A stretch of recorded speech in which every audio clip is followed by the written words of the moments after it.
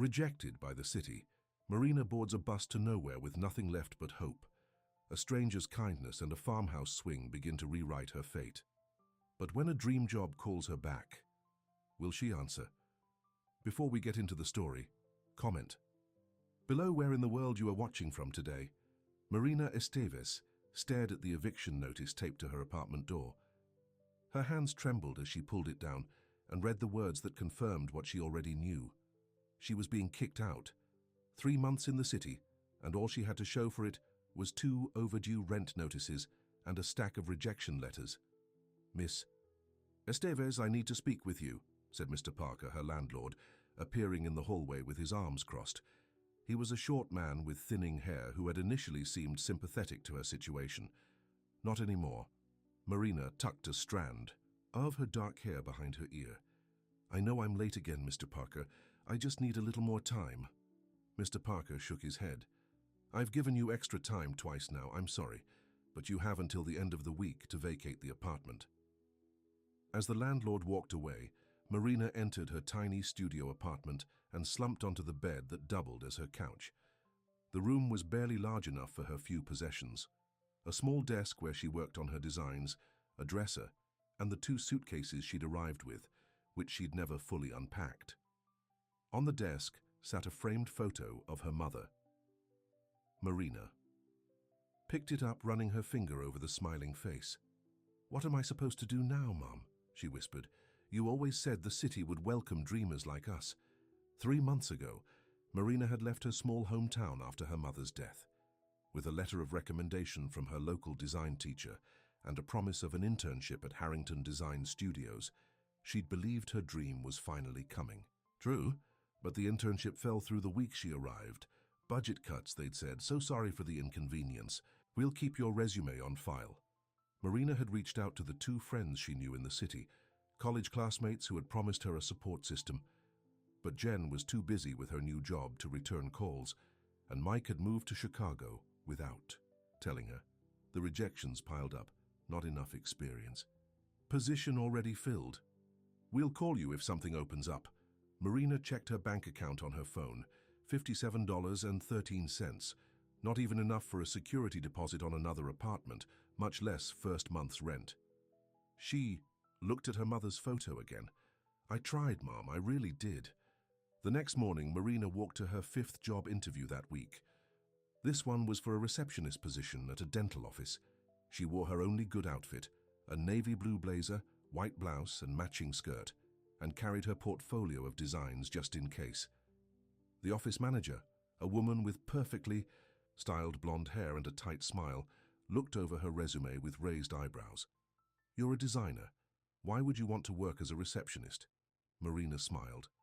"I need to pay the bills while I pursue design opportunities. I'm very organized and good with people." The woman handed back the resume.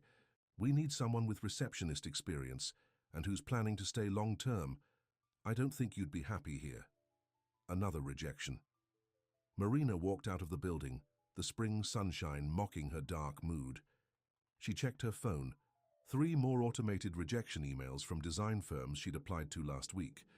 That evening, Marina packed her belongings. It didn't take long. She sold what little furniture she had to a neighbor for a fraction of what she'd paid.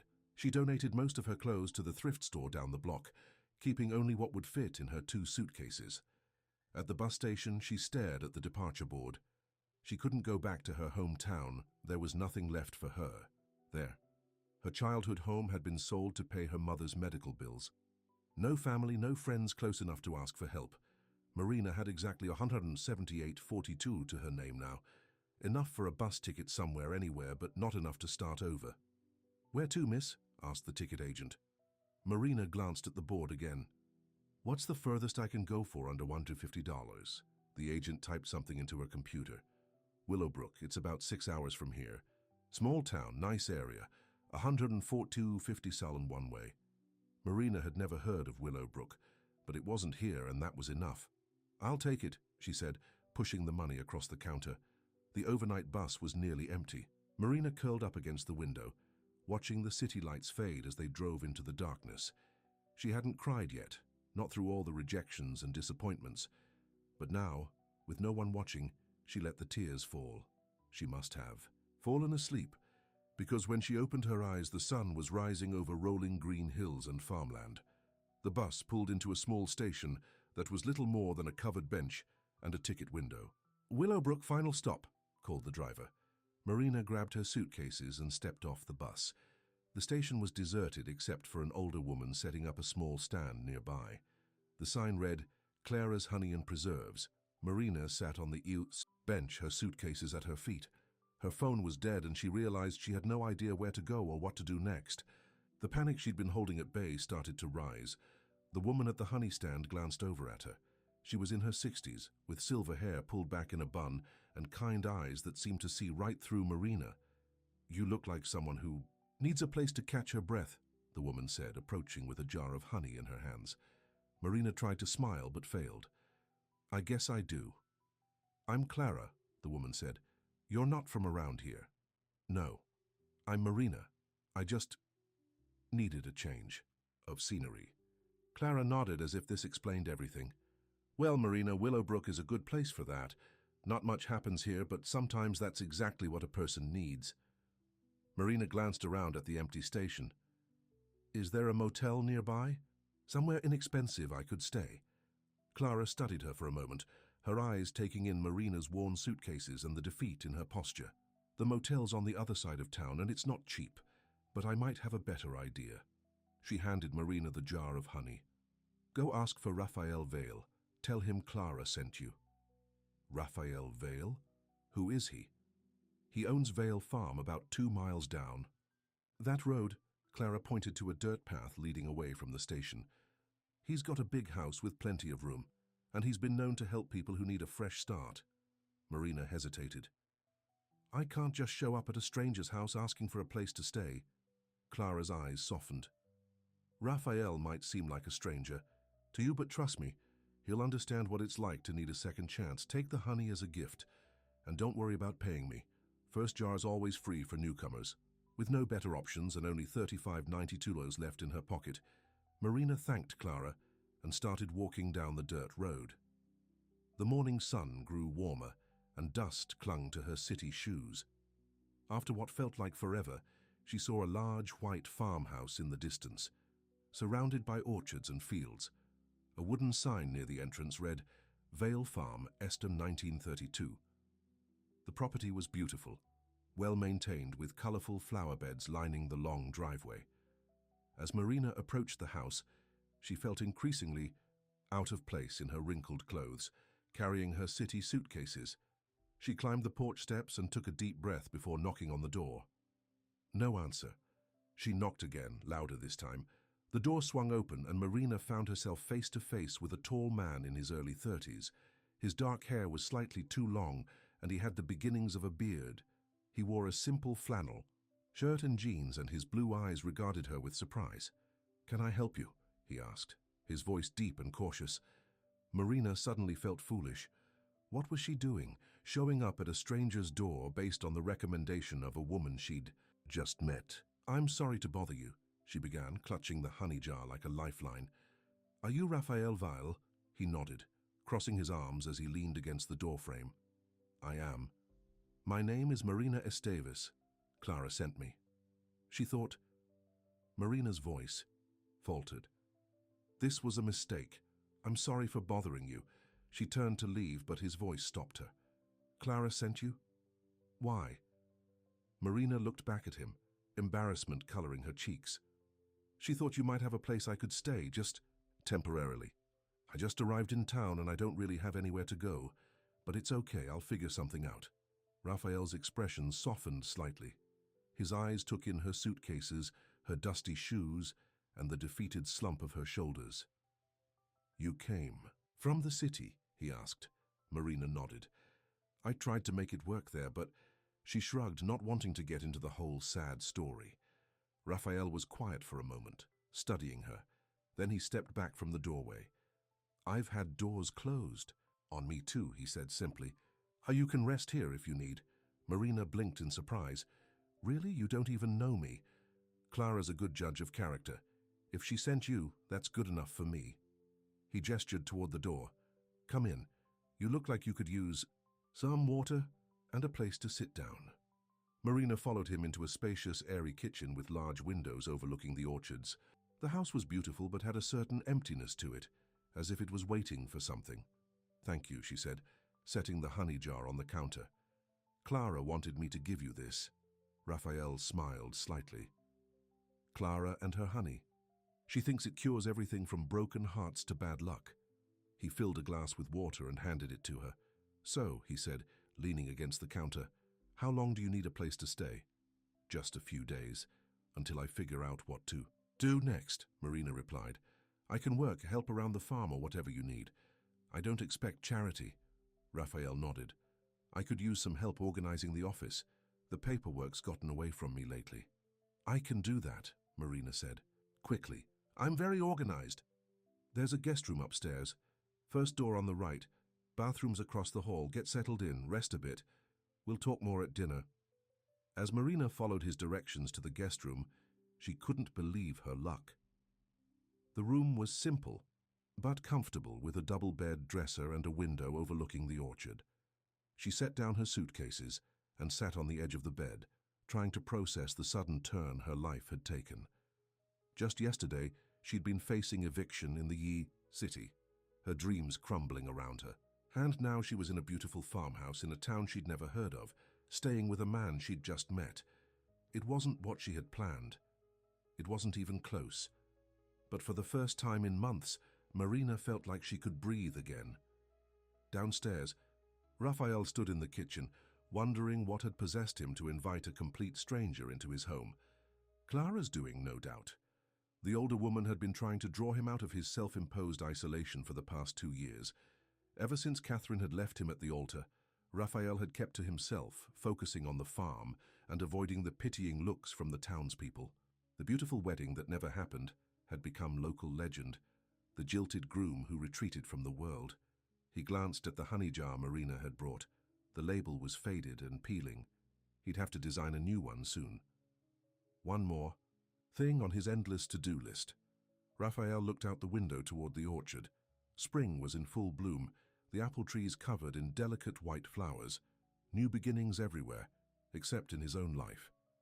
Maybe having someone else around for a few days wouldn't be so bad, as long as she understood it was temporary.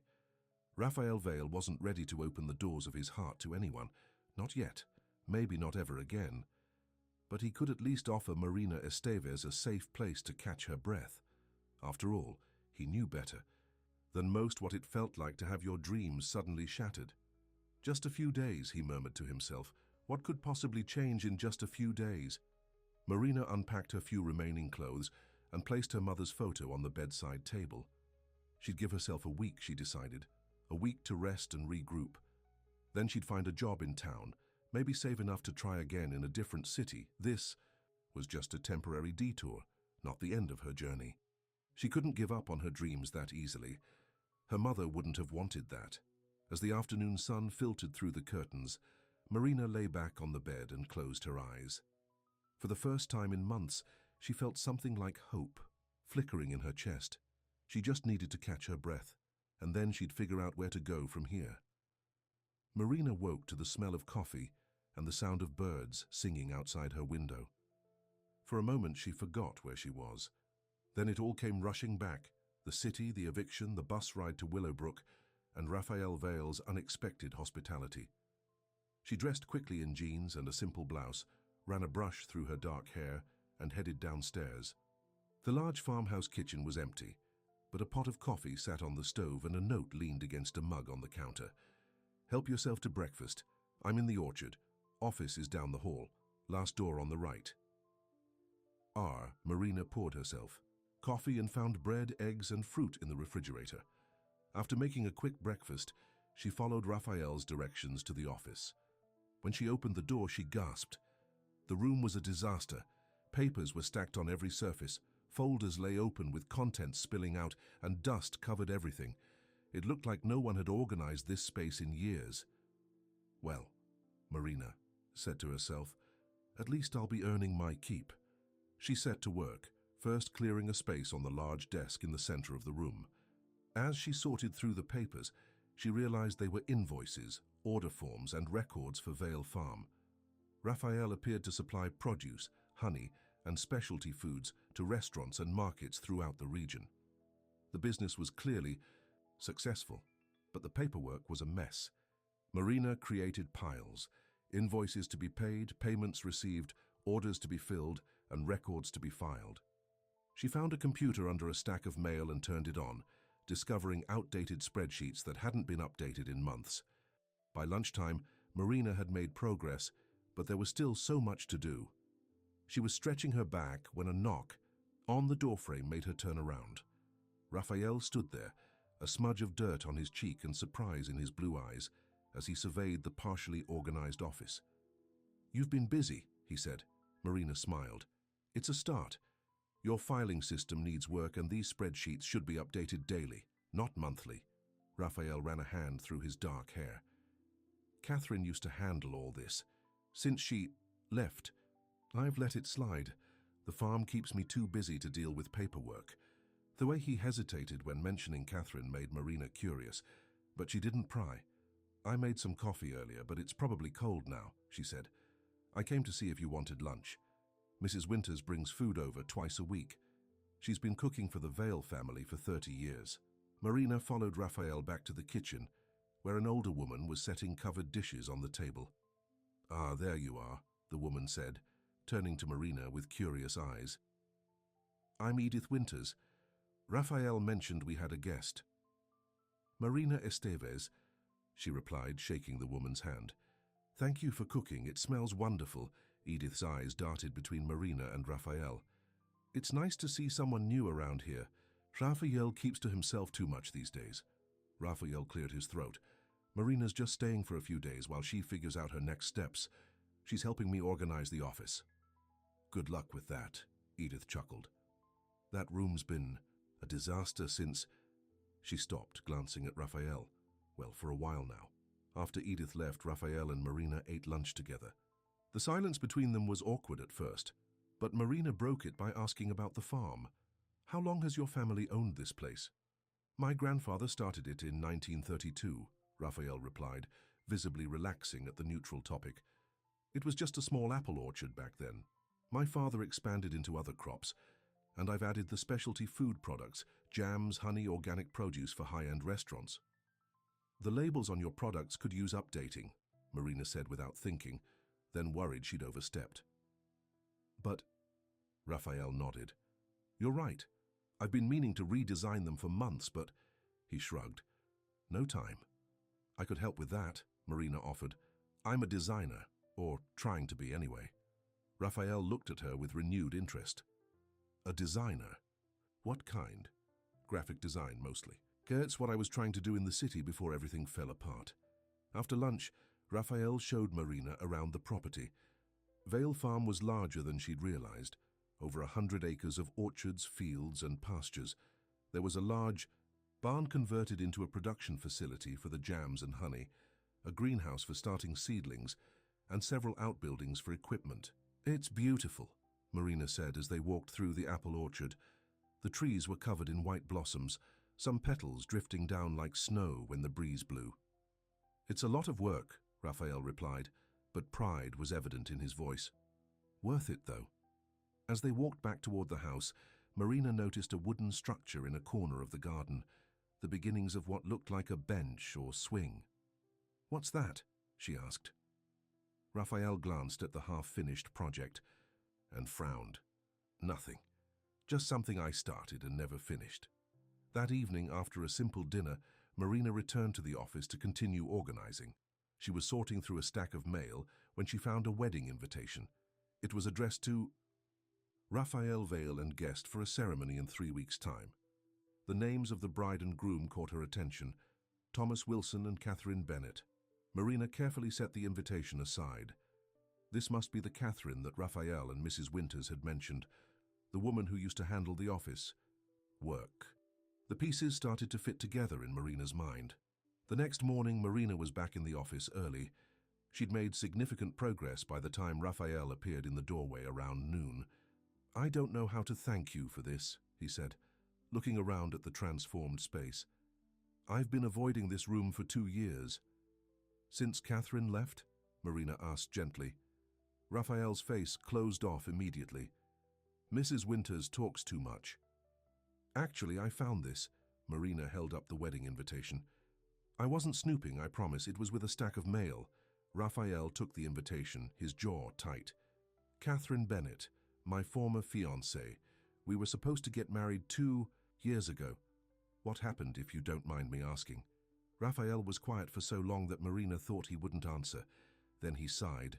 She left me at the altar. Literally. 200 guests in the church, me in my tuxedo, and no bride. She sent her maid of honor with a note saying she'd made a mistake. I'm so sorry, Marina said, genuinely horrified. Tom Wilson was my best friend, Raphael continued, his voice flat. They started dating 6 months after she left me, and now they're getting married. Are you going to go? Marina asked, nodding toward the invitation. Raphael let out a harsh laugh. To watch my ex-fiancée marry my former best friend? No, I already sent my regrets. He turned to leave, then paused. I appreciate what you're doing with the office, but my personal life isn't part of your job here. Marina winced as he walked away. She'd crossed a line and she knew it. That afternoon, Marina took a break from the office and wandered into the kitchen. She found herself studying the labels on Raphael's products. They were outdated and plain, not doing justice to the quality. Inside the jars, she found a notepad and began sketching new design concepts. When Raphael came in from the fields hours later, she was surrounded by drawings. What's all this? He asked, his earlier coldness apparently forgotten. Marina gathered the sketches, suddenly self-conscious. Just some ideas for new labels. I'm sorry about earlier, I shouldn't have pried. Raphael took one of the sketches, studying it with interest. These are good, really good. It's what I do, or what I want to do anyway. What happened in the city? Raphael asked, sitting down across from her. Why did you leave? Marina told him the whole story. Her mother's death, the internship that fell through, the friends who disappeared, the mounting rejections, and finally the eviction. I just couldn't face going back to my hometown as a failure, she finished. So I got on a bus to anywhere else. Raphael nodded slowly. We have that in common then. Doors closing when we least expect it. For the next few days, they fell into a comfortable routine. Marina spent mornings in the office, organizing the paperwork and updating the computer records. In the afternoons, she worked on label designs for Raphael's products. They ate dinner together in the evening, talking about the farm, her designs, and gradually sharing more of their lives. Marina found herself watching Raphael when he wasn't, looking, the way his serious expression softened when he talked about the farm, how his eyes crinkled slightly when he smiled, which wasn't often enough. A week turned into 2. Marina knew she should be looking for a job in town, making plans to move on. But each day she found another reason to stay just a little longer. One evening after dinner, Raphael disappeared for a couple of hours. When he returned, he asked Marina to come outside with him. I have something to show you, he said. He led her to the orchard, where the half-finished wooden structure she'd noticed earlier had been transformed. A beautiful swing now hung from the branch of a large apple tree, with a comfortable seat wide enough for 2 people. You mentioned the other day that you used to dream under trees as a child, Raphael said, looking almost shy. I thought you might like this. Marina was speechless. She sat on the swing and Raphael gave her a gentle push. The motion sent her gliding under the canopy of blossoms and leaves. It's perfect, she finally said, looking back at him. Thank you. Raphael smiled, a real full smile that transformed his face. It's the least I could do after all your help. The office has never looked better, and those label designs are exactly what I needed. Later that night, Marina sat by her bedroom window, looking out at the moonlit orchard and the swing. Something was happening to her, something she hadn't planned on. She was developing feelings for Raphael Vale, but she couldn't stay at the farm forever. Soon she'd have to move on, find a real job, rebuild her life. Raphael was kind, but he'd made it clear from the beginning that her stay was temporary. The next morning, Raphael knocked on the office door while Marina was updating the order spreadsheets. I have to go into town for supplies, he said. Would you like to come along? You haven't seen much of Willowbrook yet." Marina gladly accepted, and soon they were driving down the dusty road in Raphael's truck. Willowbrook was a picturesque small town with a main street lined with shops, a town square with a gazebo, and friendly people who all seemed to know Raphael as Go. They walked from the hardware store to the grocery. Several people stopped to greet them. Marina noticed the curious glances and whispers as they passed.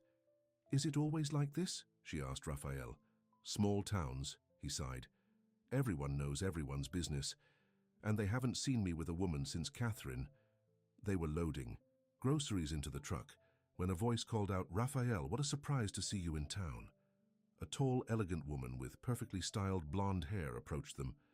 She was beautiful in a polished way, wearing expensive-looking clothes that seemed out of place in the small town. Raphael tensed visibly. "Hello, Catherine." Marina froze. This was the woman who had left Raphael at the altar, the woman whose wedding to his former best friend was happening in a few weeks. Catherine's eyes darted to Marina, a flicker of something, curiosity, concern, crossing her perfect features. "Aren't you going to introduce me to your friend?" "Marina Esteves," Raphael said stiffly. "She's staying at the farm for a while. Marina, this is Catherine Bennett." Marina forced a smile. "Nice to meet you." Catherine's answering smile didn't reach her eyes. "How interesting. Raphael rarely has guests these days." She turned back to Raphael. "I'm surprised you're showing your face in town. People are talking, you know, about the wedding." "People always talk," Raphael replied, his voice cold. "It doesn't concern me." "Of course it doesn't," Catherine said sweetly. "That's why you've been hiding at the farm for 2 years." She glanced at Marina again. "Though perhaps things are changing. Tom and I were just saying how we hoped you'd reconsider and come to the wedding. For closure, if nothing else." "We should go," Raphael said to Marina, ignoring Catherine's comment. "We have frozen things that will melt." The drive back to the farm was silent. Raphael gripped the steering wheel so tightly his knuckles were white. Marina wanted to say something to comfort him, but didn't know what. When they reached the farm, Raphael helped unload the groceries, then disappeared into the fields without a word. Marina didn't see him again until dinner time, when he appeared in the kitchen doorway, looking tired. "I'm sorry about today," he said. "Catherine has a way of getting under my skin." "You don't need to apologize," Marina replied. "I understand."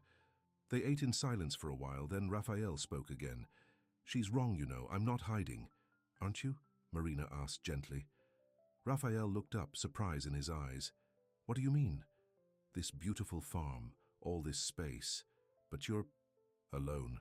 You barely go into town. Mrs. Winters said you haven't had guests in 2 years. It sounds a lot like hiding to me." Raphael pushed his plate away. "You've been here 2 weeks. You don't know me." "Maybe not," Marina admitted. "But I know what it's like to run away from pain. That's how I ended up here, remember?"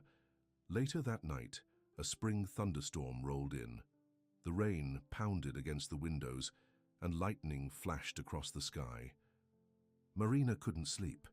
She went downstairs to make some tea and found Raphael sitting in the dark kitchen, watching the storm through the window. "Couldn't sleep?" she asked. He shook his head. "I've always liked storms. They remind me that some things are beyond our control." Marina made 2 cups of tea and sat across from him. In the brief flashes of lightning, his face looked vulnerable, the carefully maintained walls momentarily down. "I'm sorry if what I said earlier upset you," she said. "It wasn't my place." "No, you were right," Raphael replied quietly. "I have been hiding."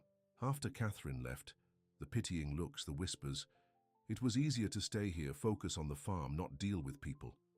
"I understand that feeling," Marina said.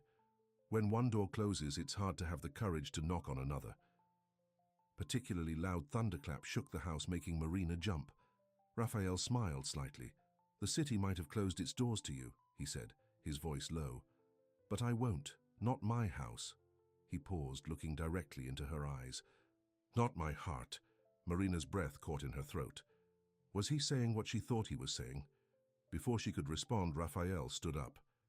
"It's late. We should both get some sleep." He left her sitting in the kitchen, confused and hopeful all at once. The next morning, Marina checked her email on Raphael's computer and found a message that made her heart race. It was from Westlake Design, a firm in the city. They had seen the portfolio she'd posted online and were impressed with her work. They wanted her to come in for an interview. A real opportunity at last. Marina stared at the screen, conflicted, emotions swirling inside her. This was what she'd wanted, a chance to pursue her dream career. But it would mean leaving Willowbrook, leaving the farm, leaving Raphael, just when something seemed to be developing between them. She printed the email and tucked it into her pocket. She needed time to think. That afternoon, Marina sat on the swing in the orchard, gently rocking back and forth as she contemplated her options. The city had rejected her once. What if it happened again? But staying in Willowbrook meant giving, up on her career dreams. Unless an idea began to form in her mind, she hurried back to the house and spent the rest of the day working on her computer. At dinner, Raphael noticed her distraction. "Is everything okay?" "I got a job offer," Marina said, watching his reaction carefully. "A design firm in the city wants me to come in for an interview." Raphael's face froze for a moment before he schooled it into a neutral expression. "That's good news. When would you leave?" "The interview is next week," Marina replied. "But I've been thinking, I don't have to go back to the city to be a designer." She pulled out her laptop and showed him what she'd been working on, a complete rebranding for Vale Farm, with new logos, packaging, and a website design. "You could sell your products online," she explained excitedly, "reach customers directly. Instead of just supplying restaurants and markets, I could handle the design, the website, the online orders." "You want to stay?" Raphael asked, his voice careful, controlled. Marina took a deep breath. "I like it here. I like the farm. I like—" She hesitated. "I like being here with you." Raphael was quiet for a long moment. Then he stood up and walked out of the kitchen without a word. Marina sat at the table, stunned and hurt. Had she misread everything? The swing, the moments they'd shared, his words during the storm. She was still sitting there when Raphael returned 10 minutes later. He placed a small box on the table in front of her. "I was going to give you this tomorrow," he said, "as a thank you for all your help with the office and the labels." Marina opened the box and found a beautiful ceramic mug inside, the one she'd admired in a shop window when they were in town. "You remembered," she whispered. "I remember everything about you," Raphael said, sitting down beside her. "The way you bite your lip when you're concentrating on a design, how you take your coffee with too much sugar, the sound of your laugh." He took her hand.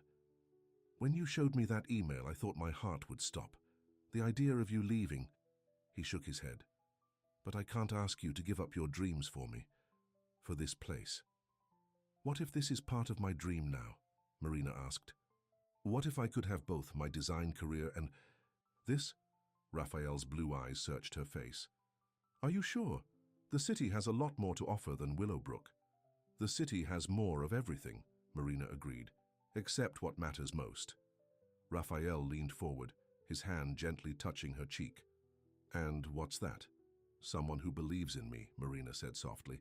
"Someone who builds me a swing because I mentioned dreaming under trees as a child. Someone who remembers which mug I like."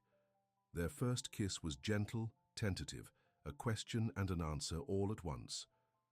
When they pulled apart, Raphael rested his forehead against hers. "Stay," he whispered. "Not just for the farm or the business, stay for me." Marina smiled. "I think I can do that." Outside, the first stars appeared in the evening sky, twinkling like promises. The doors that had closed in the city had led Marina here, to this unexpected place, this unexpected man. And for the first time in a long time, she felt like she was exactly where she was meant to be. 1 month later, Marina sat at her new desk in what had once been a dusty, unused corner of Raphael's office. Now it was her workspace, complete with a computer, drawing tablet, and sample jars of Vale Farm products lined up neatly on a shelf. The walls were decorated with her framed designs, the new Vale Farm logo, and packaging mock-ups. Marina had emailed Westlake Design to decline their interview offer. Instead, she explained, she was taking on a position as creative director for Vale Farm. developing their brand and online presence. To her surprise, they'd responded with interest in carrying Vale Farm products in their company cafe and offered to refer clients who might want to feature the farm's specialty items in corporate gift baskets. "I still can't believe how quickly things are changing," Marina said as Raphael entered the office carrying 2 cups of coffee. He set one down beside her, in the ceramic mug he'd given her, and smiled. "All because of you. The past month had been a whirlwind." Marina's new packaging designs had gone into production. The website she created for Vale Farm had already brought in orders from 3 high-end grocery chains in neighboring states. And Raphael had officially hired her as a full-time employee, complete with a salary that allowed her to contribute to household expenses rather than just staying as a guest. Their relationship had evolved too. What started with that first kiss had grown into something neither of them had expected to find. Raphael was gradually emerging from the shell he'd built around himself after Catherine left him. Marina was healing from the rejection she'd faced in the city, finding confidence in her abilities again. "Mrs. Winters asked if we're coming to the town festival this weekend," Raphael said, leaning against her desk. "The whole town will be there." Marina looked up from her computer. "Do you want to go?" Raphael hesitated. "Catherine and Tom will be there. Their wedding is the following weekend. All the more reason to go," Marina said gently. "Show everyone you've moved on, that you're happy." "Am I?" Raphael asked, a small smile playing at his lips. Marina stood and wrapped her arms around his waist. "I don't know. Are you?" Raphael's answer was a kiss that left no doubt. Later that week, Marina was in town picking up office supplies when she ran into Clara, the honey vendor who had first sent her to Raphael's farm. "Well, look at you," Clara said with a knowing smile. "Not the same lost girl who stepped off that bus 2 months ago." Marina hugged the older woman. "I have you to thank for that. If you hadn't sent me to Raphael's—" "I just pointed you in the right direction," Clara replied. "The rest you two figured out on your own." She studied Marina's face. "You're good for him, you know. The whole town's talking about how Raphael Vale is finally coming back to life." "The whole town talks too much," Marina laughed, but she couldn't help feeling pleased. "Will we see you?" "Both at the festival?" Clara asked. "We're planning to come," Marina confirmed. "It'll be Raphael's first big town event since, well, in a long time." Clara nodded understandingly. "It's about time, especially with that wedding coming up. People need to see he's moved on." As Marina drove back to the farm, she thought about what Clara had said. The town was watching them, curious about the woman who'd apparently broken through Raphael's walls. The upcoming wedding of Catherine and Tom was clearly still a subject of gossip. Marina hoped that attending the festival would help Raphael finally put the past behind him. The day of the town festival arrived with perfect weather, blue skies and a gentle breeze that carried the scent of summer flowers. Marina wore a yellow sundress that Raphael had complimented once, and he looked handsome in a blue button-down shirt that matched his eyes. As they walked toward the town square, Raphael reached for her hand. His palm was sweaty, betraying his nervousness. "We don't have to stay long," Marina assured him. "Just an appearance to show your face, and then we can leave if you want." The town square was decorated with colorful banners and lights. A small stage had been set up for live music, and booths lined the perimeter selling food, crafts, and local products. Clara waved from her honey stand, where she was now selling jars with Marina's new Vale Farm labels. People noticed them immediately. Conversations paused, heads turned, and whispers followed as Raphael and Marina made their way through the crowd. Some people approached to say hello, their curious gazes moving between Raphael and Marina as they made small talk. "Vale Farm's new packaging looks great," said the owner of the local grocery. "Orders are up 20% since we started carrying the redesigned products." "That's all Marina's doing," Raphael said, his arms sliding around her waist with pride. "She's transformed the business." Marina blushed at the praise but felt a surge of satisfaction. Her design skills were making a real difference, proving that she didn't need to be in a big city to have a successful career. They were at the lemonade stand when Marina felt Raphael tense beside her. She followed his gaze and saw Catherine and Tom making their entrance on the opposite side of the square. Catherine looked flawless in a white sundress, her arm linked with Tom's as they greeted people like visiting royalty. "Oh, we can leave," Marina whispered to Raphael. He shook his head. "No, I'm not running away anymore." They found a table near the stage where a local band was setting up. Raphael got them food from one of the booths, and they tried to relax and enjoy the music. But Marina could feel Raphael's attention constantly drifting to where Catherine and Tom were holding court across the square. "This was a mistake," he finally said. "I thought I was ready, but—" Before Marina could respond, a familiar voice interrupted them. "Raphael, Marina, how nice to see you both." Catherine stood beside their table, alone this time, her perfect smile firmly in place. Tom was visible in the distance, talking to a group of men by the beer tent. "Catherine?" Raphael acknowledged stiffly. "Enjoying the festival?" "Of course. Everyone's been so supportive about the wedding." Her gaze shifted to Marina. "I hear you've been making quite the impression at Vale Farm. New designs, a website. Tom and I have been following your progress." The way she said it made it sound vaguely threatening, as if she and Tom had been monitoring them, rather than simply noticing the farm's new marketing. "The business is doing well," Marina replied neutrally. Catherine's smile tightened. "Raphael always did need someone to manage the details. I just couldn't see myself stuck on a farm forever." She looked directly at Raphael. "But it seems you found someone who can." The implication was clear, that Marina was settling for a life Catherine had rejected. Raphael stood up.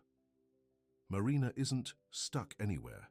She's a talented designer who could work anywhere she wanted. She chose Vale Farm. She chose me." His voice was calm but firm. "Something you never really did you, Catherine?" Catherine's perfect composure slipped for just a moment. "I made the right choice for me. Just like you've apparently made yours." She glanced at Marina again.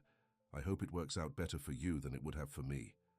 With that, she turned and walked away, her back straight and her head high. Raphael sat back down, his face flushed. "I'm sorry about that." Marina reached for his hand. "Don't be, you were amazing." "I meant what I said," Raphael told her, his eyes intense. "You could work anywhere. I don't want you to ever feel trapped at Vale Farm." "I don't," Marina assured him. "I'm there because I want to be, because I—" She hesitated, then took a deep breath. "Because I love you." It was the first time either of them had said those words. Raphael's eyes widened, then softened. He leaned across the table and kissed her, not caring who saw. "I love you too," he whispered against her lips. "More than I thought I could ever love anyone again." The rest of the festival passed in a blur of music, food and introductions, as Raphael proudly showed Marina off to people he'd known his whole life. By the time they left, hand in hand under the twinkling festival lights, the whispers had changed from curious speculation to approving nods. The next morning, Raphael was unusually quiet as they ate breakfast. Marina could tell something was on. His mind. "What is it?" she finally asked. "Are you regretting going to the festival?" Raphael shook his head. "No, actually. It felt good to be out in town again, to not be hiding." He put down his coffee mug. "I've been thinking about Catherine's wedding next weekend." Marina tensed. Was he having second thoughts now that the wedding was so close? "I think I should go," Raphael said. Marina nearly dropped her fork. "You want to go to your ex-fiancé's wedding? To your former best friend?" "I need to," Raphael explained. "For closure. To truly put it behind me." He reached for her hand. "And I want you to come with me." Marina stared at him. "Are you sure?" "That's a good idea." "No," Raphael admitted with a small laugh. "It's probably a terrible idea, but I think it's necessary for me to fully move on, to show everyone, including myself, that I've found something better than what I lost." Marina squeezed his hand. "If you're sure, then yes, I'll go with you." The week leading up to Catherine and Tom's wedding was tense. Raphael threw himself into farm work, often coming in late for dinner, exhausted and distracted. Marina worried that he was having regrets about their relationship, about asking her to attend the wedding with him. The night before the wedding, Marina found Raphael sitting on the porch swing, staring out at the darkened orchard. "Second thoughts?" she asked, sitting beside him. Raphael shook his head. Not about us. Never about us. He sighed. I'm just realizing how much energy I've wasted these past 2 years, letting what Catherine did define me. Tomorrow feels like the end of something, and the beginning of something else. What would that be? Marina asked. Raphael turned to look at her, his eyes serious in the dim porch light. Our future, without the shadow of my past hanging over us. The next day, Marina stood in front of the mirror in her bedroom, smoothing down the front of her blue dress. It was the nicest one she owned, bought with her first paycheck from Vale Farm. She'd styled her hair in soft waves and applied makeup with extra care. When she came downstairs, Raphael was waiting in the living room, handsome in a dark suit. He looked at her with such admiration that her nervousness melted away. You're beautiful, he said simply. The church was the same one where Raphael and Catherine were supposed to have been married 2 years ago. Marina felt the weight of that as they slipped into a pew near the back.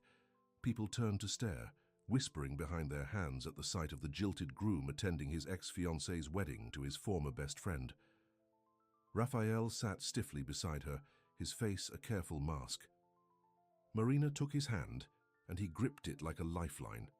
The ceremony was elaborate and perfect, just like Catherine herself. As she floated down the aisle in a cloud of white silk, Marina felt Raphael tense beside her. She squeezed his hand, reminding him that she was there. Tom stood at the altar, beaming as Catherine approached. Marina studied the groom, trying to see what kind of man would betray his best friend. He seemed ordinary enough, handsome in a conventional way, well-dressed, clearly successful based on the expensive cut of his suit. As Catherine and Tom exchanged vows, Marina watched Raphael from the corner of her eye. His expression had changed from tense to thoughtful, and by the time the couple was pronounced husband and wife, he looked almost at peace. You okay? Marina whispered as the newlyweds processed back down the aisle. Raphael nodded. Better than I expected. They slipped out during the commotion, avoiding the receiving line. Marina thought they would head straight home, but Raphael surprised her by suggesting they attend the reception for just a short while. Are you sure? Marina asked. I'm sure, Raphael replied. I need to do this for me. The reception was held at the town's fanciest hotel. Crystal chandeliers sparkled overhead, and elaborate flower arrangements adorned every table. Raphael and Marina found their assigned seats at a table far from the head table, a deliberate placement, Marina suspected. They sat through dinner, making polite conversation with the other guests at their table, who seemed unsure how to react to Raphael's presence. When the dancing started, Raphael surprised Marina by leading her onto the floor. I didn't know you. Good dance, she said as he guided her smoothly around the room. There's still a lot you don't know about me, he replied with a small smile. But we have time for you to learn it all. They were so wrapped up in each other that they didn't notice Catherine and Tom approaching until they were right beside them. Raphael, Tom said, his voice strained, I'm surprised to see you here. Congratulations, Raphael replied, his arm tightening around Marina's waist. To both of you. Catherine's eyes darted between Raphael and Marina. Thank you for coming. It means a lot that there are no hard feelings. Marina could sense the insincerity in her voice, but Raphael just nodded politely. Marina, Catherine continued, that blue is lovely on you, though I would have thought you'd wear something more designer, being in the creative field and all. Before Marina could respond to the thinly veiled insult, Raphael spoke up. Marina doesn't need expensive clothes to look beautiful, he said. Just like Vale Farm doesn't need to be a corporate empire to be successful. He looked directly at Tom. Some of us find value in things beyond status and money. Tom had the grace to look uncomfortable. We should greet the other guests, he said, taking Catherine's elbow. Enjoy the reception. As they walked away, Raphael let out a breath. Can we leave now? I've done what I came to do. Back at the farm, Raphael loosened his tie as they walked up the porch steps. The evening was warm, and fireflies blinked in the darkness around them. Thank you for coming with me today, he said, turning to Marina. I know it wasn't easy. How do you feel? She asked. Raphael thought for a moment. Free, he finally said. Like I've put down a heavy weight I've been carrying for 2 years. He cupped her face in his hands. Catherine leaving me was the best thing that ever happened to me because it led me to you. Marina smiled. That's a nice way to look at it. It's the truth, Raphael insisted. If she hadn't left, if I hadn't retreated from the world, if you hadn't needed a place to stay. He shook his head in wonder. So many closed doors led us both here, to each other. Inside the house, Raphael pulled Marina into his arms and kissed her deeply. The kiss was different from their others, more urgent, filled with promise and possibility. Stay with me tonight, he whispered against her lips. Not in the guest room, with me. Marina's heart raced as she nodded. Yes. Later, as they lay tangled, in Raphael's sheets, Marina traced lazy patterns on his bare chest. What happens now? She asked. What do you mean? With us. With Vale Farm. Now that you've closed the door on your past. Raphael propped himself up on one elbow, looking down at her with serious eyes. I want to build a future with you, Marina. Here, if that's what you want. Or somewhere else, if it's not.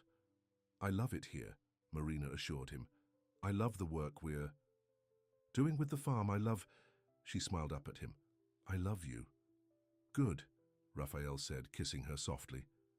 Because I was thinking we could expand the business. Maybe add a small retail store on the property, selling our products directly to visitors? You could design it, make it a destination. Marina's mind was already racing with ideas.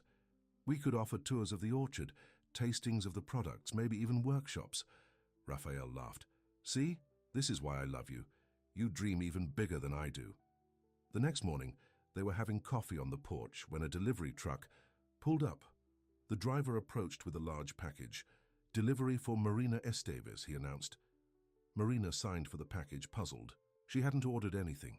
Inside was a sleek new laptop with a note attached, for the creative director of Vale Farm. You deserve the best tools for the job. Love, Raphael. Marina looked up at him in surprise. You didn't have to do this. I wanted to, he replied. Your old one was struggling to run the design software and... He hesitated. I have something else for you too. From his pocket, he pulled out a small velvet box. Marina's breath caught in her throat as he opened it. To reveal a delicate silver key on a chain.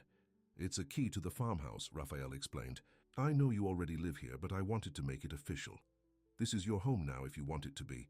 Not as a guest, not as an employee, but as my partner, in everything. Tears filled Marina's eyes as she nodded. I want that too. Raphael fastened the necklace around her neck, the key resting just above her heart. The city closed its doors to you, he said softly, echoing his words from that night during the thunderstorm. But this door will always be open. Our door. Marina kissed him, her heart full. She had come to Willowbrook with nothing but 2 suitcases and shattered dreams. Now she had a home, a career, and a man who loved her. As they sat on the porch, planning their future together, Marina thought about the twists and turns that had brought her here. Sometimes she realized a closed door wasn't an ending. Sometimes it was just the universe's way of directing you to where you were meant to. Be all along. The next week, an email arrived from Westlake Design. They wanted to feature Vale Farm products in their end-of-year client gift baskets, a significant order that would mean expanding production. We can't handle an order this size with our current setup, Raphael said, looking over the details. We'd need to hire help, upgrade the production facility. Is that a bad thing? Marina asked. It's a chance to grow the business. Raphael nodded slowly. You're right. It's time to stop playing it safe. Time to take some risks again. He looked at her with a smile. You've changed everything, you know that. We've changed things together, Marina corrected him. That afternoon they walked through the orchard, discussing plans for expanding the business. The apple trees were heavy with fruit now, no longer covered in the delicate blossoms that had decorated them when Marina first arrived. I was thinking, Raphael said as they reached the swing he had built for her, maybe we could build a small studio for you, convert one of the outbuildings, give you a proper workspace instead of just a corner of the office. Marina's eyes lit up. Really? That would be amazing. You deserve it, Raphael said. Your designs are what's putting Vale Farm on the map. And maybe, he hesitated, maybe you could take on some freelance projects too. I don't want you to feel limited by just working on farm business. Marina was touched by his thoughtfulness. Thank you. That means a lot. They sat on the swing, together, gently rocking back and forth as the afternoon sun filtered through the leaves above them. I never expected any of this, Marina admitted. When I got on that bus, I was just running away from failure. I had no idea I was actually running toward everything I ever wanted. Raphael squeezed her hand. Sometimes the best things in life come when we least expect them, through doors we never planned to open. As the sun began to set, casting golden light across the orchard, Raphael pulled Marina close and kissed her. In his arms, she felt something she hadn't felt in a long time, the certainty that she was exactly where she was meant to be. The city had closed its doors to her. But here, with Raphael, a whole new world of possibilities had opened up instead. 6 months had passed since Marina arrived in Willowbrook. The winter chill had settled over Vale Farm, covering the orchards in a blanket of snow. Inside the farmhouse, warm lights glowed in the windows and the smell of cinnamon and apples filled the air. Marina sat at her drafting table in her new studio, a converted outbuilding that Raphael had renovated for her over the fall. Large. Windows let in plenty of natural light, and the walls were covered with her designs and inspiration boards. A small wood stove kept the space cozy even on the coldest days. She was putting the finishing touches on packaging for a new line of Vale Farm products. Artisanal fruit preserves that would be featured in the gourmet section of several upscale department stores. The business had grown beyond anything she or Raphael had imagined when she first proposed the rebranding. The door opened, bringing a gust of cold air, and Raphael, his cheeks red from the winter wind. "How's it going in here?" he asked, brushing snow from his coat before coming to look over her shoulder. "Almost done," Marina replied, tilting her head up for his kiss. "What do you think?" Raphael studied the designs. "They're perfect, like everything you create." "Not everything," Marina laughed. "Remember those labels I tried with the purple background? Even Mrs. Winters said they looked like something for cough syrup." Raphael smiled at the memory. One minor misstep in an otherwise flawless record. He rubbed his hands together. "It's freezing out there. The trees are all covered in ice. It's beautiful, though. You should come see before the sun sets." "Let me just save this," Marina said, turning back to her computer. While she finished up, Raphael wandered around the studio, looking at the various projects she was working on. In addition to the Vale Farm work, Marina had taken on several freelance clients. Word of her talent had spread, and she now had a waiting list of businesses wanting her design services. "I got a call from Ben Miller today," Raphael said, referring to the owner of the largest grocery chain in the region. "He wants to double his order for next season, says our products are outselling everything else in the specialty food section." Marina smiled. "That's wonderful, though we'll need to hire more help if we keep expanding like this." "I've been thinking about that," Raphael nodded. "Maybe it's time to convert the east field to more apple trees, and the old barn could be renovated into a proper production facility." They had already hired 4 full-time employees to help with production and shipping. The small retail shop they'd opened on the property had become a popular destination, especially on weekends when visitors from nearby cities came to tour the orchards and sample products. "Big dreams," Marina said, shutting down her computer and standing up. "But that's what I love about you." Together they walked out into the winter wonderland that Vale Farm had become. The apple trees, now dormant for the season, were encased in ice that sparkled in the late afternoon sun.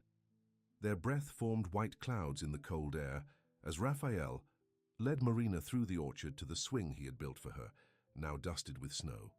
"Remember the first time I showed you this?" he asked, brushing snow from the seat. Marina nodded. "It was the moment I knew I was falling in love with you, though I tried to deny it because I thought I'd be leaving soon." Raphael took her hand. "I'm glad you stayed." "Me too," Marina replied, squeezing his fingers through their gloves. That evening they sat by the fire in the living room, going over plans for the spring planting. Vale Farm had become a true partnership, with Marina handling the creative and marketing aspects, while Raphael managed production and operations. "I almost forgot," Raphael said suddenly. "Clara called. The Valentine's Day Festival Committee wants to know if we'll donate gift baskets for the charity auction again this year."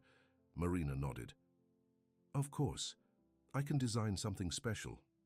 Maybe with those new heart-shaped labels I've been playing with." Raphael seemed distracted, fidgeting with the pencil he'd been using to make notes. "Is something wrong?" Marina asked. "No, nothing's wrong," he assured her. "I was just thinking about last year's Valentine's Festival, about how much has changed since then." Marina smiled at the memory. "You were still avoiding town events back then. Hard to believe that was just a year ago." "A lot can happen in a year," Raphael agreed. "When Catherine left me, I thought my life was over. I never imagined I could be this happy again." "Speaking of Catherine," Marina said, "did you hear she and Tom are moving to Chicago? Mrs. Winters mentioned it when she was here yesterday." Raphael nodded. "Tom got some big promotion. They're leaving next month." He looked at Marina. "Does that bother you that I still hear town gossip about them?" Marina shook her head. "No, they're part of your past. That doesn't threaten what we have now." Raphael put aside his notebook and moved closer to her on the couch. "You know what I love most about you? Your confidence. You never seem to doubt." "Say, should I?" Marina asked teasingly. "Never," Raphael said, kissing her softly. The next morning, Marina woke to find Raphael's side of the bed empty. This wasn't unusual. He often rose early to check on things around the farm.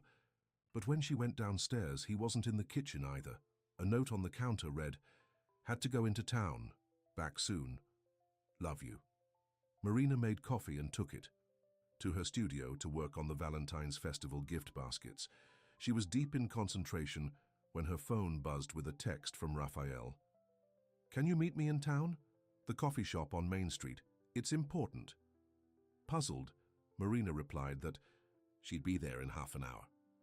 She quickly showered and changed, wondering what could be so urgent that Raphael needed her to come into town.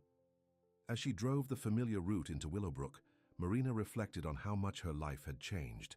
6 months ago, she'd arrived here, with nothing but 2 suitcases and broken dreams.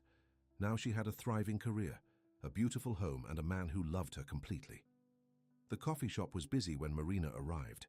She spotted Raphael at a table in the corner talking with Clara. They both looked up when the bell above the door announced her arrival. "There she is," Clara said with a smile that seemed oddly knowing. Raphael stood as Marina approached, looking uncharacteristically nervous.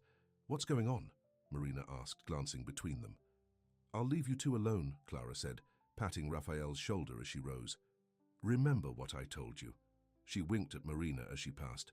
Raphael pulled out a chair for Marina. "Coffee?" "I had some at home," Marina replied. "Raphael, what's this about? Your text sounded urgent." Raphael took a deep breath. "Do you remember the day you arrived in Willowbrook, when Clara sent you to the farm?" Marina nodded. "So, of course, best wrong turn I ever took. She told you to tell me that she sent you," Raphael continued. "What you don't know is that Clara has been sending people my way for years. Travelers who need a place to stay, kids looking for summer work, people down on their luck." He smiled slightly. "She thinks it's her mission to make sure I don't become a complete hermit."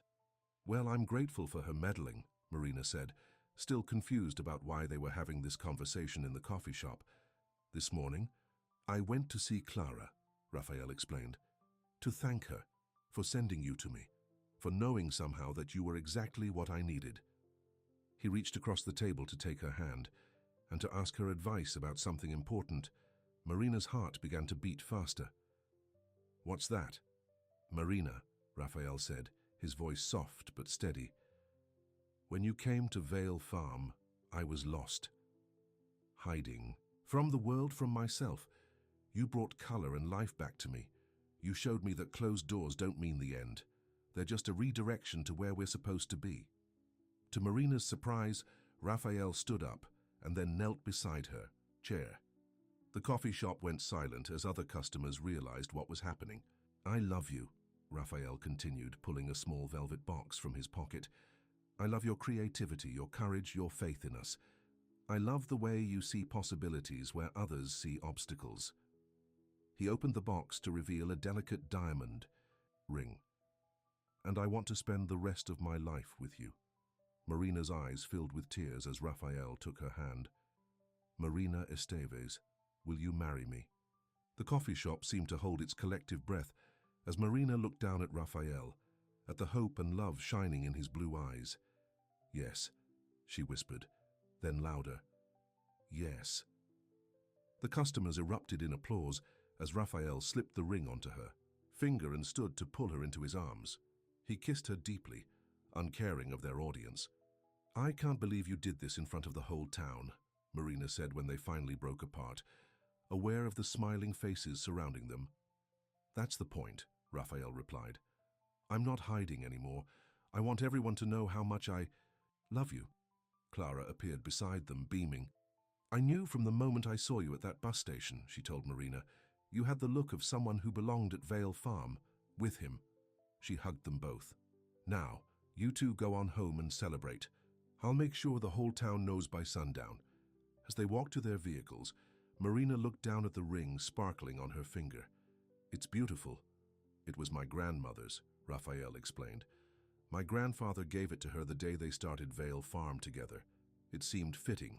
Back, at the farm, they sat on the porch swing, bundled up against the winter chill. The sun was setting, painting the snow-covered landscape in shades of pink and gold. When did you know, Marina asked, her head on Rafael's shoulder, that you wanted to marry me?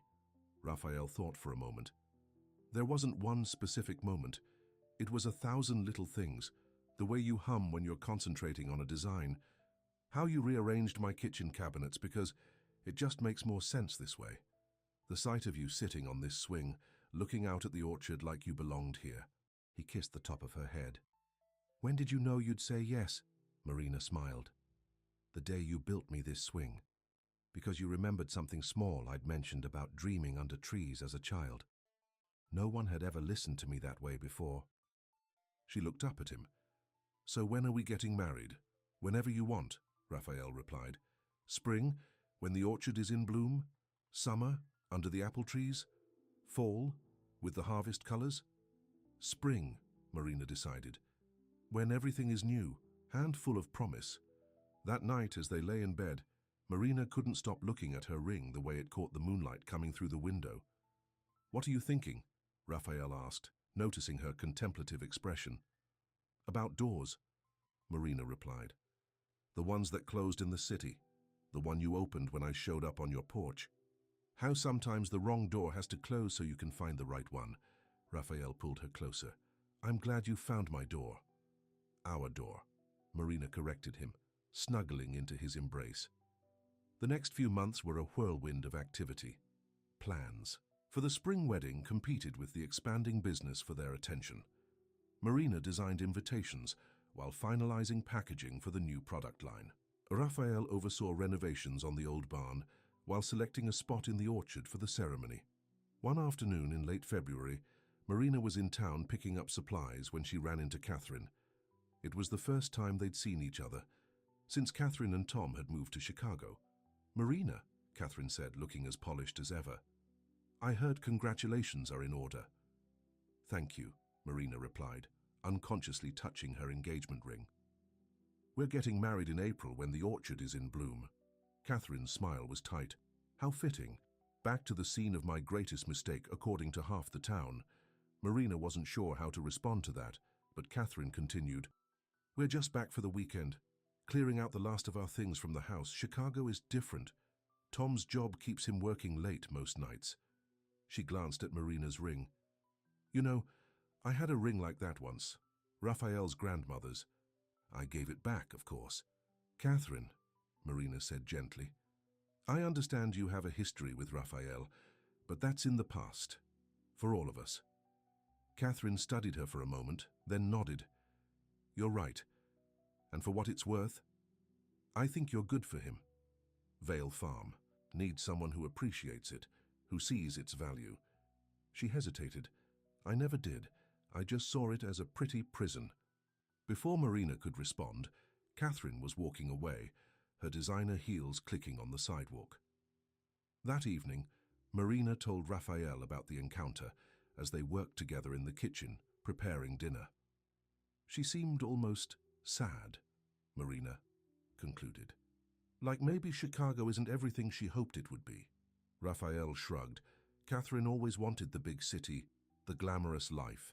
That's why she couldn't see herself here. He looked around the farmhouse kitchen, at the designs for their wedding invitations spread across the table, at Marina in her paint-splattered jeans chopping vegetables. But this, what we have, is real. It's worth more than all the fancy. Apartments and corner offices in the world, Marina smiled. I couldn't agree more. As winter gave way to spring, the orchard began to stir from its dormancy. Tiny buds appeared on the apple trees, promising the blossoms that would soon follow. The date for the wedding was set, April 15th, exactly 1 year from the day Marina had first arrived in Willowbrook. Seems like just yesterday, Clara remarked, as she helped Marina address wedding invitations.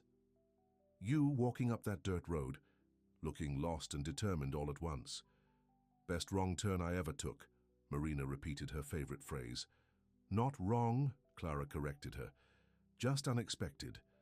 The universe has a funny way of putting us exactly where we need to be, even when we think we're lost. The renovations on Marina's studio were completed, giving her a beautiful space to work on her growing roster of design clients.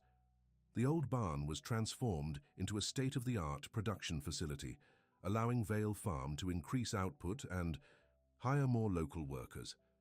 2 weeks before the wedding, a sleek black car pulled up to the farmhouse. Marina, who was hanging white lights in the orchard for the ceremony, watched as a man in an expensive suit emerged. "Can I help you?" she called, making her way down the ladder. "I'm looking for Marina Esteves," the man replied. "That's me." The man held out a business card. "Martin Weber, creative director at Cityscape Designs. We're the largest design firm in the region." Marina took the card, puzzled. "What can I do for you, Mr. Weber?" "It's what I can do for you, Ms. Esteves," he replied with a confident smile. "Your work has been getting noticed. The Vale Farm rebranding, your freelance projects, we're impressed. I'm here to offer you a position at Cityscape." Marina blinked in surprise. "A job offer?" "Senior designer, full benefits, creative freedom, and double whatever you're making now," Weber said. "Our headquarters is downtown, but we have offices in 3 states. You'd have the opportunity to work with national brands, see your designs in stores across the country." It was the kind of offer Marina had dreamed of when she first arrived in the city with her portfolio and ambitions. The validation that her talent was real, recognized by professionals in her field. "I'm flattered," she began. "Don't answer now," Weber interrupted. "Think it over, talk to your partner." He glanced around at the farm, the half-decorated orchard. "We understand you have ties here, but this is a career-making opportunity, the kind that doesn't come along twice." He handed her a folder with details of the offer. "Call me by the end of the week." As the black car drove away, Marina stood in the orchard, the folder in her hands and confusion in her heart. Raphael found her there 20 minutes later, still holding the folder, a troubled expression on her face. "What's wrong?" he asked. "Who was that in the car?" Marina explained about Martin Weber and the job offer from Cityscape Designs. As she talked, she watched Raphael's expression change from concern to something harder to read. "This is what you wanted," he said quietly when she finished. "What you came to the city for in the first place, recognition, a real design career." "I have that here," Marina protested. "My freelance clients, the work I do for Vale Farm, it's not the same," Raphael said. "This is a major firm, national exposure." He took her hands. "You should take it." Marina stared at him. "What?" "Raphael, we're getting married in 2 weeks. We're building a life here, together. And I don't want to be the reason you give up on your dreams," Raphael said firmly. "I don't want you to wake up in 5 years or 10 and resent me because you passed up this opportunity." "But Vale Farm is part of my dream now," Marina insisted. "Our dream." Raphael shook his head. "Marina, when you came here, you were running from failure in the city. Maybe this is your chance to go back on your own terms, to prove to yourself and everyone else that you really are as talented as I know you are. Marina felt tears pricking her eyes. Are you saying you don't want to marry me? No, Raphael pulled her into his arms. God, no, I love you. I want to spend my life with you. But I need to know that you're choosing me, choosing this life, because it's what you truly want, not because it was your only option. That night, Marina lay awake, thinking about Raphael's words and the job offer. Cityscape Designs was prestigious. The salary was more than she'd ever imagined making. The exposure would open doors she'd only dreamed of when she first set out to become a designer. But could she really leave Vale Farm, leave Raphael, the life they were building together? The next morning, Marina drove into town alone. She needed space to think, to sort through her conflicted feelings. She found herself at the bus station where she'd first arrived in Willowbrook, sitting on the same bench where Clara had found her. Thought I might find you here, came Clara's voice, as if summoned by Marina's thoughts. The older woman sat beside. Raphael called, told me about the job offer. Marina sighed. He thinks I should take it. Prove that I can make it in the city, after all. Clara was quiet for a moment. You know why I sent you to Vale Farm that day? Marina shook her head. Because I saw something in you that reminded me of myself. Many years ago, I had a choice to make career in the city or love in a small town. Clara smiled. I chose the city, had a successful business, made good money. And then one day I realized that success didn't keep me warm at night, that no corner office was worth the emptiness I felt inside. She patted Marina's hand. So, I came back to Willowbrook. Started my honey stand. Met a good man who'd been waiting for me all along. Her eyes grew sad. We had 10 wonderful years before cancer took him. Not nearly enough time. Marina felt tears gathering. I don't know what to do, Clara. Yes, you do, Clara replied gently. You just need the courage to trust your heart. Marina spent the rest of the day driving around Willowbrook, thinking about the first time she'd seen the town, how foreign it had seemed to her city eyes. Now she knew every street, every shop owner, the rhythm of life in this place that had become home. As the sun began to set, she found herself driving back to Vale Farm. Raphael was on the porch, waiting for her return. His face was anxious, uncertain. Marina parked the car and walked slowly up the steps. Without a word, she handed him the folder from Cityscape Designs. Inside, she'd placed her response, a politely worded letter declining the offer. You're sure? Raphael asked, his voice rough with emotion. I'm sure, Marina replied. I don't need to prove anything to anyone, not even to myself. I know who I am and what I want. She took his hands. And it's this. Us. Vale Farm. Our life together. Raphael pulled her into a fierce embrace. I was so afraid you'd choose the city, he whispered against her hair. But I had to give you the choice. I couldn't bear it if you ever regretted staying. The only thing I'd regret is leaving, Marina assured him. This is where I belong. 2 weeks later, the orchard was in full bloom, the apple trees covered in delicate white blossoms. White chairs were arranged in neat rows between the trees, and an arch woven with flowers marked the spot where Marina and Raphael would exchange their vows. In a room upstairs, Marina stood in her wedding dress, simple, elegant, with lace details she'd designed herself. Clara helped arrange the veil in her dark hair. You look beautiful, the older woman said, stepping back to admire her handiwork. There was a knock at the door and Mrs. Winters peeked in. It's time, dear. Everyone's ready. Marina took a deep breath. I'm ready too. The walk through the orchard. To the ceremony, space was like a dream. Soft music played as Marina made her way between the trees, white petals occasionally drifting down around her. The guests stood as she appeared. Friends from town, employees of Vale Farm, even a few of her freelance clients who had become friends. And there, waiting for her under the flower-covered arch, was Raphael. His eyes filled with tears as he saw her, and the love in his face made Marina's heart swell. As she reached him, Raphael took her hands in his. When you showed up on my doorstep, he began, his voice steady despite the emotion in his eyes. I was a man hiding from life. You brought me back to the world. You showed me that it was still possible to hope, to dream, to love. Marina smiled through her own tears. And you showed me that sometimes the doors that close lead us to the ones that should have been open all along. You gave me a home when I had none, a purpose when I was lost, and love when I least expected it. They exchanged simple gold bands along with their vows. And when the minister pronounced them husband and wife, the applause from their guests was nearly drowned out by the sound of birds singing in the orchard around them. The reception was held in the newly renovated barn, decorated with fairy lights and flowers. Clara caught the bouquet, winking at Marina as she did. They danced under the stars, ate cake made with Vale Farm fruit, and celebrated with the community that had become their family. As the evening wound down, Raphael took Marina's hand and led her away from the party, back to the swing in the orchard. They sat together, looking up at the stars through the blossoming branches. "Happy?" Raphael asked, his arm around her shoulders. "More than I ever thought possible," Marina replied. "You know, when I left the city, I thought my dreams were over, that I'd failed. I never imagined I'd find something better." Raphael kissed her softly. "Sometimes life has bigger dreams for us than we have for ourselves."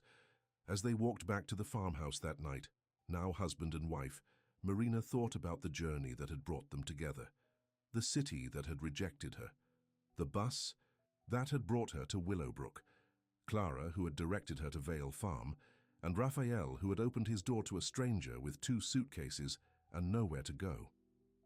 1 year later, Marina sat at her desk in her studio, putting the finishing touches on a design for a national magazine that was featuring Vale Farm in a spread about innovative rural businesses.